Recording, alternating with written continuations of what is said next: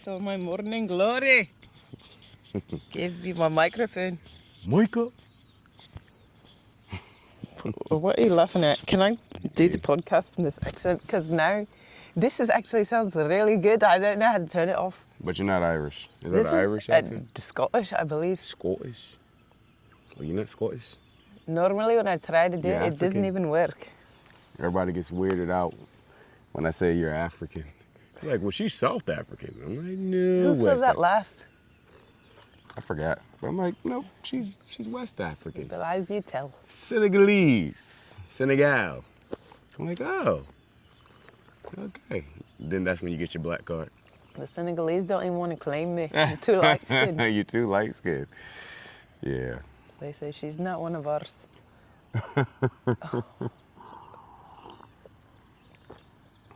All right. It's fine. You can crop me out.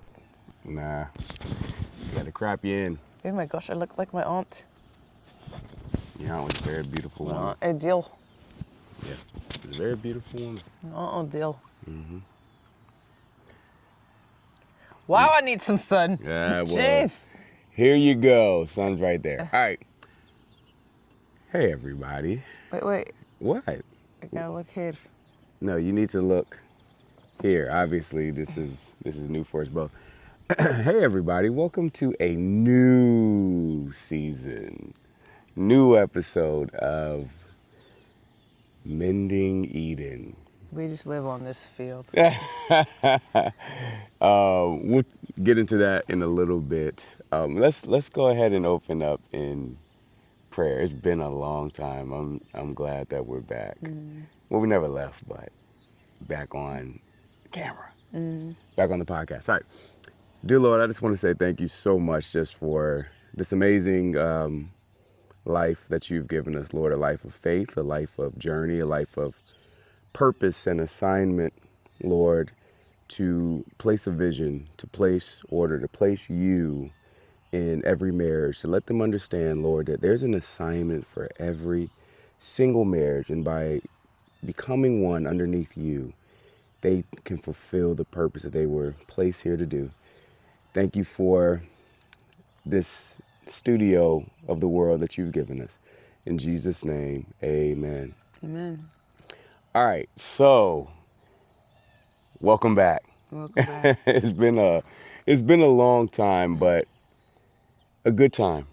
It's been a good time. You know, we around this time last year, I guess we'll just go ahead and just jump into it, right? That's what we're pretty good at.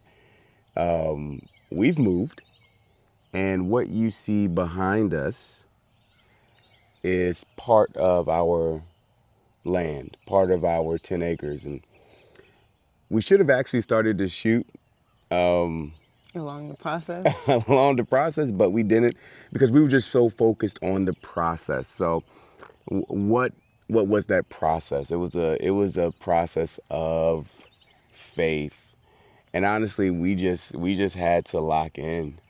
We had to lock in, and we had to be all in. So I know a lot of people were asking really about us and really about our marriage because we weren't on Instagram or we weren't putting out videos. So then the question is, are y'all okay? Well, yes, you know.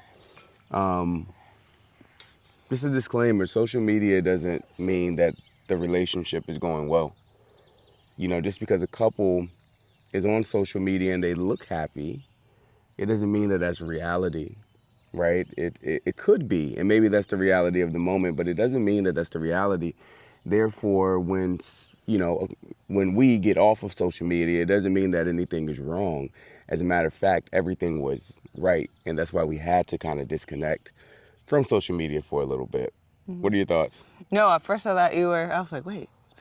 No, but in our case, everything was good.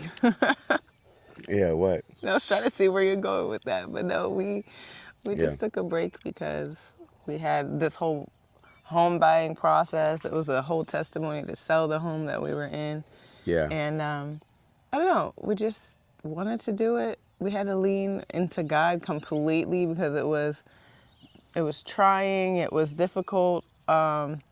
it was a whole faith journey. And sometimes it's hard to focus on that when you have to worry about, putting content out. So Yes, I wasn't even thinking about content. Like I tried a couple of times, right, when I was, talking to God and God revealing things to me, but I couldn't even focus on content.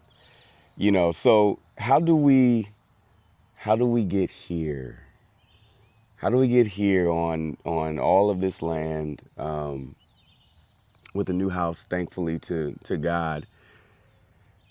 It was not easy. I'll start with the end first. They sent us a contract to cancel the purchase of the home and the property. And on that same day, that is the only offer that we received in 7 months of our home being on the market. 7 months. It was that day that, not changed everything, but it really came to a head that day. You know, I remember we were downstairs and we were laughing. We were joking. And then I opened my email and it says cancellation of the purchase. Now, I knew that they were going to send me that email anyway. You didn't know because I had to keep it from you. And I remember opening up the email and looking at it, and I'm like, okay, God, this is it. It's been 7-8 months of our home being on the market. We've had no offers at all. A lot of people interested, no offers. I mean, for whatever reason. I mean, it was God's timing, but it was it was a very, long just wait. But 2 weeks before that, I had received a call from one of the managers, and they said, "Hey, Apollos." I said, "Hey."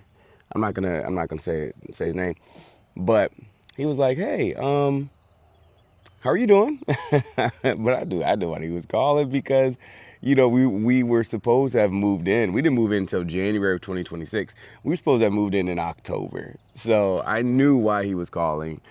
And he said, "Hey, Apollos, any word yet? Any offers?" I said, "Absolutely not." But, I'm talking the whole time, but we're believing, we have faith that, we will get an offer. Now, I've been telling him this for 8 months, right? But I'm so thankful I've been talking to him about faith for 8 months because I just kept saying, "Yep, but we believe, we believe, we believe." And he said, "Well, look, here's the deal." When somebody says to you, "Here's the deal," then they're getting ready to come to you with some type of bad news. But at first it was pretty good news. He said, "Hey, to sweeten the deal, we'll give you $15,000 extra towards closing costs." I'm like, "Oh, thanks, man. That's so awesome." He said, "But I'm gonna be honest with you." He said, "In the next 2 weeks, if there's no movement, then we're gonna put the house back on market." Now, we've already closed. We're not closed yet, but we had already signed. We had already, gotten approved, everything else. But it was contingent on us selling our old home, so it could make sense for us to move here. So I was like, okay. And I went to God and I said, "Okay, Lord," I said, "what do I tell Amy? What do I tell my wife?" I think that's always the challenge for the husband is, how much do I tell you? How much do I keep to myself? Or how much do I lay on your shoulders? So I went to God first. I said, "Okay, Lord, what do I tell my wife?" And he said, "Tell her about the 15,000." I said, "Okay, yeah, she'll definitely take that." So I go to you and I said, "Hey, babe, I'm not gonna say his name, but he just called and he said, 'Hey, we're gonna give you another 15,000." And do you remember what you said? look at God. Look at God. And we had been on such a journey to get to that point that you were so excited. Like, you started to almost like preach in that moment. And that's, I'm looking at you like that ain't you, the preacher, but it is you, because it was coming out and you like, "Babe, see, this is what faith is. Look at God. God had this all the time for us, and we just had to keep walking and believing." And I'm just like, man, she is really giving me a word. And it was really encouraging to me in that moment. And I was just excited. Like I had forgotten about the other half because of how excited you were. So for the whole 2 weeks, I just took that to God. I didn't put that on you. That wasn't for you. And that's been a lesson to me, throughout our life and this journey that God has us on, where I can't take everything to you. I can't put every burden that is on me on you. It's not fair. You're not built to receive the burdens like that. Now you're here to help me and to really, because you've done that so much. Like, babe, that's the wrong direction. But it was great that you've allowed me over the years to go to God in all of these different processes, and you don't fight me on it, and you don't say, well, I think this is best.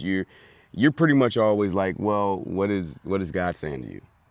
And if God is saying that to you, then I'm here to help you with it. And that's a challenge to me. I keep telling you, I'm like, babe, that's the biggest challenge, is that sometimes I'll come to you, I'm like, babe, what do I do?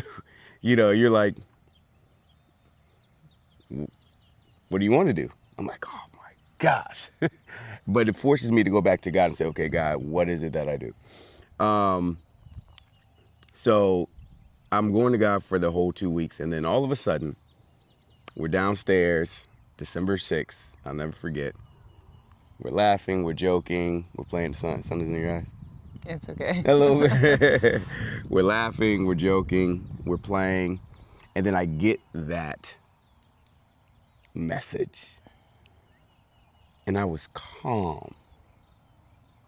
I was at peace, because we had gotten to the point in the journey over the last 8 months to a year to where we just wanted God. The process had brought us to our knees to the point where it's like, hey, you know what, Lord? If this is for us, great. If it's not for us, great. As long as we have you, we're good. Now, we weren't like that throughout the whole journey. It was back and forth. There were days where we were, and then there were days where we were like, hey, Father, hello. Is this going to happen? Is it going to work out? Or do we pull out of the process? What do we do? But he always told us, just keep moving. So we get to that point. And I just remember excusing myself from you. And I said, hey, babe, I'm going to go upstairs for a little bit. And you were like, okay. You had no idea about the cancellation. And I went to God and I said, okay, Lord. I said, you're up. It's on you. I said, this is the end. I knew that was the end. I knew that it was coming, understanding the times and the seasons, and I knew that was the end. And on that day, we would know where God was leading us. Is it going to be here, or would it still be there? And I text our friend turned family, Anna, and I said, because she was she was our realtor. And I said, hey, sis. I said, here goes the deal. And I had told her about it a little bit ago, but we didn't tell you about it because I said, no, just keep this between us, but I just want you to know. And I said, look, I believe in you. I said, you have all the gifts to be able to get this done. Because we had one couple that weekend before who were interested in the home, and they were like more interested than anybody else. And I said, we need it now, because they just sent us a cancellation email. She said 2 words. She said, on it. And y'all, within an hour, we had our first and only offer throughout the entire 8 months. Within an hour, I was at so much peace that, remember when you came in the room to show me the text from Anna, what was I doing? You're asleep. I was sleeping.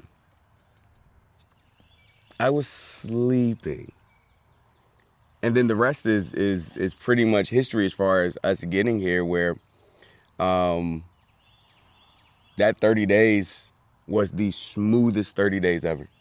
I mean, there were no hiccups. Not one. It was 30. It was just 30 days. Everything was prepared for us. It was already prepared for us. It was already waiting for us. That couple, that process, everything. They were the right couple. They weren't a good couple. They were the right couples. We met a lot of good couples, but that couple happened to be the right couple at the right time when our heart postures, the postures of our heart, were ready to receive anything and everything as long as God was still in there. What are your thoughts? I mean, and there's so much even more to the story that can't even be covered in this little segment, but the house that we moved into, y'all, was a new construction build that they had already, they had already constructed it at that point. We put our customizations in it. We didn't really put any money down. Like, the Lord was with us the whole way. Yeah. My husband's retired military. We ended up only putting $3,000 down on the house at that point. For the old house or this house? Oh yeah, this house. We had put only $4,000. Only $4,000, right? So not much money's invested in it, but still, at this point, our hearts, our minds, everything is invested in moving. Can I say something? Remember, they wanted us to put $40,000. Yeah. Oh, go ahead, baby. I'm sorry. Yeah, at first they wanted us, to put $40,000 down, but because my husband was in the military, we ended up not having to. We barely had to take, like I said, God was with us the whole way. Then they wanted us to bring how much to the closing table? It was 56. Yeah, I was going to say close to 60 to the closing table. We didn't have to do, I think we took 600. 500 and something. See, look, I keep rounding up. Yeah. Exact. 500 and something dollars. We ended up taking a little over 500 to the closing table. God was in all of it. Yeah. So all the papers were signed, you know what I mean? The house was intended to be ours, but it's just, and it was built, so that's crazy. We would come to the property, walk the land, sneak into the house. We had already written Bible verses on the all over the house. This Bible verses written. It was ours, man. I remember we had to do a walkthrough one day, and my handwriting is everywhere, and the guy is. He's stopping. He just turns around, acts like he doesn't see it, because we're not supposed to have been in a house without anybody. Nope. And we have to be like, act like we don't see it. But it was for us. And it was for us. Just the waiting, I think, was difficult. The mix of knowing that that's what God promised to us, but then also living in this world where doubt would seep in sometimes just because of the length of time it took. Was pretty difficult. And then there were moments where, he was mostly stronger for me, and then there was moments where the scales would tip, and I don't know, the Lord just made it so that when I was feeling weak, he was there to lift me up and let me know that everything was going to be okay. And when the scales shifted, he had maybe 2 moments where he was really low about it, and I was there and I able to say, I need you, you can't. It was really one that just, that's the one, we had been believing for a date, right? We're putting faith to work, y'all. And we're believing for a date. We look at faith so differently now. I get it, the naming and claiming and all that stuff. All of that's great. But what happens when you name it and claim it and it doesn't come through, right? Faith is substance of things hoped for, the evidence of things not seen. The dates aren't seen. And I just remember we had a date set a long time ago because they were, kind of getting on us then. And I mean, y'all, we went all in. Remember, we made a song about it. The kids are singing about it, everything else. And we went all in on that date. Well, the date comes, and I'll never forget. My daughter runs cross country. And that date comes, and I mean, nothing. The whole day. And we were proclaiming that we would have a buyer by a certain date. Yes, proclaiming, in faith that this is the date that we're going to have a buyer. Nothing. And I remember driving home, and I was down. I was down. Throughout the whole journey, I had been strong, but I had put so much in that 2 weeks that I didn't see anything past that date. And honestly, I didn't try to prepare myself for a no. I just like, no, I'm just going to go all in. And when that didn't happen, I'm driving home and I'm feeling a certain type of way. And you looked at me in my eyes and you could tell when I'm different. And you looked at me and you said, stay with me. And that's all I needed to hear. You looked at me and you said, stay with me, because you saw that I was going down. And I realized in that moment, Apollos, if you go down, everything goes down. If I go down and if I stop believing, everything goes down. And that gave me so much strength and so much encouragement. Like, I'm like, Lord, I said, Lord, I'm not going to let you down. And I said, I'm not going to let my wife down, because if I were to stop believing, then I know that I would have lost, you would have lost trust in me for a future, whatever endeavor. You would have always remembered this journey, and how on this journey that you trusted me with, that God had promised this to us, which he did. We'll get into that in another episode, maybe the next one. We'll talk about the promise, but how God had promised this to us, and yet I quit. I quit on it. And I just want to say thank you, because I needed that.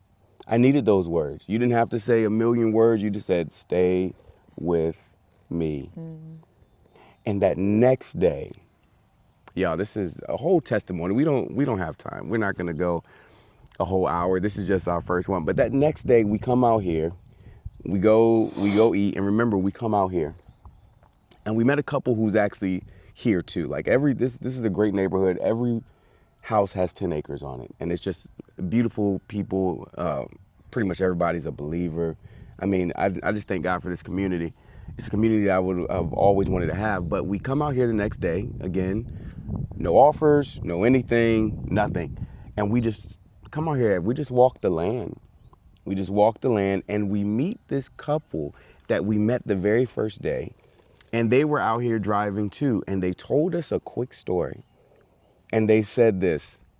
They said that they were also trying to sell their house because it made sense for them to sell their house. But then they got pressured, like we were getting pressured. And they gave in to the pressure. And y'all, the very next day. First, they had renters, remember? Well, the very next day, they got renters to rent their home, but they wanted to sell the home. Right. And the very next day after the renters signed, the renter's agreement, they got their offer. And I remember the look on the wife's face, and you know, she's so sweet. He's looking at their house right now.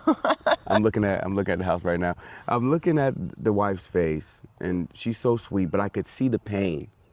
Like, oh my goodness, what did we do? And that's what she was saying. It was hard for her to even talk about it in that moment, because it was like, what did we just do? You know, the offer was there. It was one day. It was hours away. And if they would have waited for just one more day, but they gave into the pressure, because they pressured us. They pressured everybody. But that happened the day after you said, stay with me, after we believed. And I just remember that day solidified everything. I said, God, I don't care what. I don't care what the outcome is going to be. I said, but we're not quitting. Yeah, it was really a journey of, like, again, excuse me, knowing that it was for us, but also coming to a realization that if for any reason God says, oh no, this was just a test. This is not, you know what I mean? Yes. Being okay with that, because there were moments where I kind of idolized the situation. You know what I mean? Yeah. And sometimes it's a really fine line, because it can either be you're walking in faith all in and walking and knowing that that's for you. Yep. And then turning that into the most important thing in your life, because everything was centered around it. You know, we had to keep the other house tip-top shape. We were doing open houses every weekend just so we could tell the company that was building our new home, just so we could let them know that, we were trying to do something, because we didn't have people scheduling to come just see the house on their own. So sometimes we would have just open houses where nobody would come. Yep. Like our whole world literally was centered around. I remember we were at church one day and our realtor texted us and said, hey, somebody's interested in coming to see your house. And we had decided that weekend we were just going to rest, because we were doing open houses every weekend. Yeah. We have 3 kids. We both work full time. And that was a test, because when we left, we're not messy people, but like, we didn't fix our beds that morning. Nope. The house was not ready to be shown. You know what I mean? It was not show ready. So There's a difference. Yeah, I remember I looked at the phone and I looked at my husband. I was like, okay, should we do we leave church so we could go get the house ready? And he was like, no, we're not leaving church to get the house ready. If they really want to see it, they'll come back. But at that point, like, a lot of time has passed. We're like tripping at this point. Yeah. So, but like being okay with, okay, Lord. Yeah. Well, maybe this is a test. You know what I mean? So there were so many factors and learning moments, things that I had to learn about myself, patience, like radical faith. Then finally being okay with, okay, if God says that this is, if God, uses this as a test of my faith and then says this is not for you, you know what I mean? Yeah. So finally just having to be okay. And then the journey of when we first came to see, it wasn't a house here yet, it was just land. It's just land. The fear that because we moved across state lines, and it's not too far from where we live. It's still only 15 minutes away. We moved from Virginia to North Carolina, That's right? a whole test. Yeah, I mean, whole faith thing. Yep. But like switching states, Yeah. navigating, I still work in Virginia because again, it's not that far, but also now what was a 30-minute drive is a 40-minute drive. And then if there's traffic, and then deciding if we're going to send the kids to school in North Carolina or keeping them in that private school in Virginia. Yep. So that was all a whole trying situation. When we first came to see the land, I said, Lord, what do you want me to do out there? There's nothing out here, y'all. She's not a country girl. What she is. She just didn't know it. Yeah, look, I got my boots on. Got the boots on. Boots on ground. Right. So I was like, what am I supposed to do out there, Lord? There ain't nothing. But it's crazy because I still have to go to Virginia every single day. I work there, church is there, shopping is there. So it's like we're in North Carolina by address alone. But guys, this might sound a lot, but like it's just bubble guts for 3 days. Like, Lord, what is happening? Where do you want me to? There's nothing out there. So from going from I can't see myself there, Lord, what do you have for me out there, to coming out here and just learning from the neighbors, right? Because I don't know how to grow things.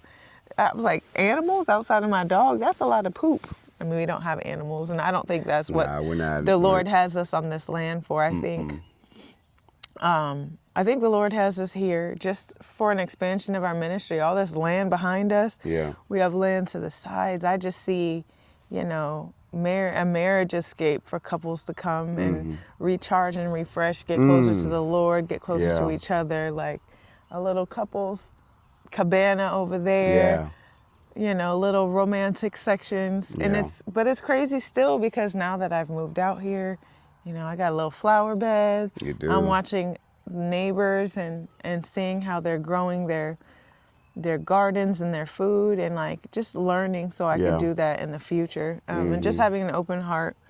And these neighbors, we lived in our last neighborhood for 6 years, and I don't know anyone's name. There was one lady who lived across the street who she would say hi to me all the time, and she was so sweet. But I didn't, outside of just saying hi, we didn't know anybody. Well, I like to talk, so I don't. Right, but we weren't hanging out on weekends. Not at all. Being you. Yeah, I was just talking to everybody. They really didn't want to talk back. Like, who's the guy to keep waving? So because you don't wave. You do this weird. No, we're not done. Then we close the hand and put it down. I close it when they don't respond. I'm like, okay, well, next time he'll say hi. But we're here now. Yeah. We know people's names. We eat together. All the kids in the neighborhood come to our The kids are house. absolutely feral. They're like barefoot running in the streets, Yeah. picking up frogs and Yep. crawfish in the ditch. It's just crazy.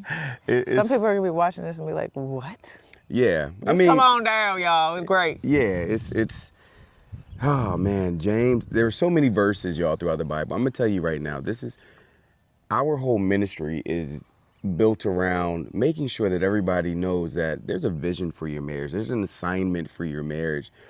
Faith is what brings that out, because faith is the work. I realize that now. Like, faith is the work. It says, show me your faith by your work. God worked for 6 days, rested for one, right? Like, faith is not resting for 6 days and working for one. Like, no, we worked throughout the entire process. It was a lot of just work and faith, and they were both the same. And I just remember all these verses. For me, it was be still and know that I am God. Because, you know, as men, sometimes we just want to do the things. And that's all. Look, we can't put everything into this episode. It's too much. Because it's too much. But we will continue on this journey of what the testimony means. But I just want to say this before we close out. Is we had so many different verses.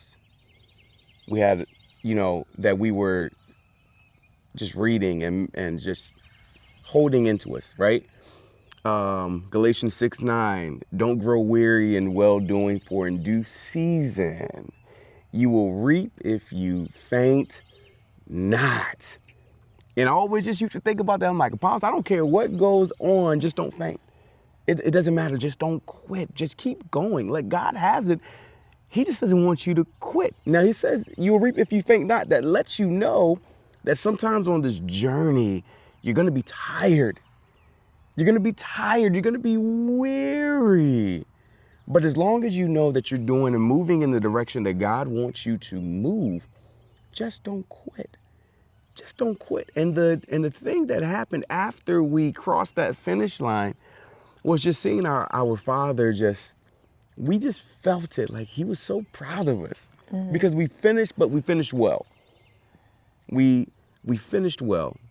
But it's James that really puts it all into perspective. Count it all joy when you enter into trials and tribulations, right? That's testing. It says, for the trying of your faith. Everything is to try your faith, AKA, do you still trust him? When things aren't going well, do you still trust me? Do you still love me? When things aren't happening the way you want to, do you still trust me? And he puts that to the test by the work that you do after the answer is no, sometimes on the journey. But it says, it gets down to such a trying of your faith produces patience, and let patience have her perfect work, making you complete and wanting nothing. At the end of the journey, family, we didn't want anything but God. We were good with just God. And that's where I think our peace came from. What do you think? You said it all. Which means it's time to close down the podcast. Y'all will notice when she gets like this, it means, all right, I think I'm done. Next episode, I do want to focus on the promise, because that's where it all started. When I was walking around a lake and I was talking to God. Don't tell about the promise. No, I'm not. But then God gave me a promise. Right. And y'all, it's so powerful. I can't make any of this stuff up. But if you want to know God, you got to seek him. To experience him. It is an experience with God, you know. And to all of the couples out there, I just want to be clear what Mending Eden is. This is for our marriage. This is for us. You're best at what you do most. Mending Eden is to make sure that we stay sharp, to make sure that we stay whole, to make sure that we stay under the order and the covering of God, that I allow Jesus Christ to continue to cover me, and then I cover you, and then we cover the kids. It's a whole alignment thing, but there's an assignment for our marriage as we become one, There's an assignment, a specific assignment that God has for us, but he has a specific assignment for each and every one of your marriages. It's clear when you go back to Genesis 1 and 2. It's clear. You go back and read it. Don't take our word for it. You go back and read Genesis 1 and 2, and it is clear that there's an assignment for each and every marriage.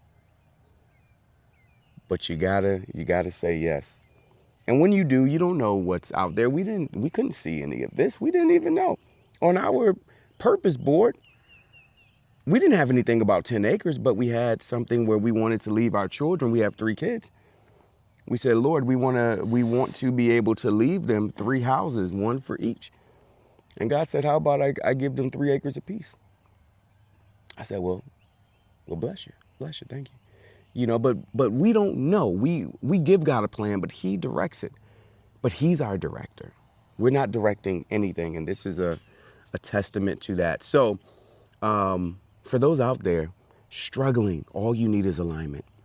You have an assignment, but you gotta have alignment first. That's where it started for us, is alignment with Jesus Christ, our Lord and Savior. Once we came into alignment, there was no power struggle. You allowed me to lead. And that responsibility on the husband, it is on us regardless of whether your wife allows you to lead or not, is still on you. And I know that is very clear in the word. Just go read it yourself.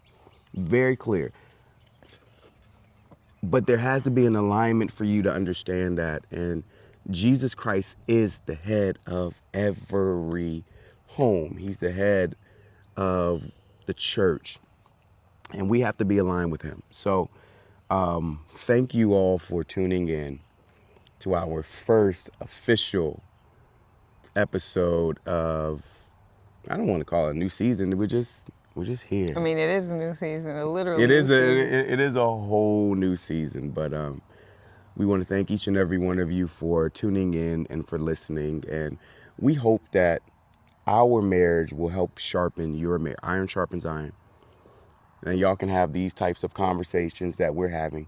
Shoot, I think every marriage should have a podcast, right? We ain't in no competition. Like, get you a podcast, because it forces us to talk. It forces us to really seek God's design for this whole thing. So it's a beautiful thing. Anyway, it's our daughter's birthday party today, so we got a lot to do. Mm-hmm. I'm Apollos.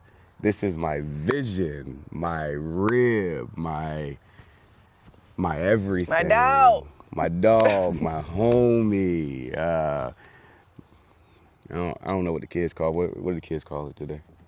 Anyway. Oh, I thought you meant ours. I was about to say mommy. Mommy. Yeah. Well, yeah.